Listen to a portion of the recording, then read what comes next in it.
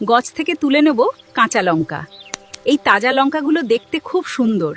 নিজের হাতের ছোঁয়ায় বাগান থেকে ফসল তোলার আমি গাছ থেকে গন্ধরাজ লেবু পেরে নেব। এই লেবুর সুবাস আর সতেজতা আমার বাগানের এক অনন্য সম্পদ। মানিছে, আজ আমি তোমাদের দেখাবো লেবু লঙ্কা মুরগি, which is a delicious and simple chicken recipe. চিকেনে লেবুর রস আর আদার রস দেব। পেঁয়াজ, লঙ্কা, রসুন একসাথে বেটে নেব। বাড়িতে মশলার স্বাদই আলাদা।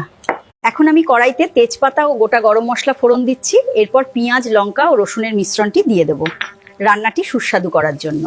আমি কড়াইতে তেল গরম হতে দিলাম। এখন তেলটা গরম হয়ে এসছে, রান্না শুরু করার জন্য একদম উপযুক্ত।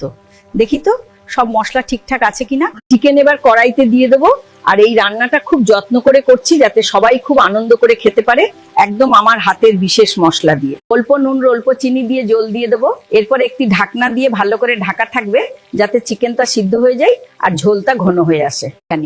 তোমরা আমাকে যদি ভালোবাসো তাহলে অবশ্যই আমার চ্যানেলটি সাবস্ক্রাইব করো এবং নিচের কমেন্ট বক্সে তোমাদের মতামত জানিও।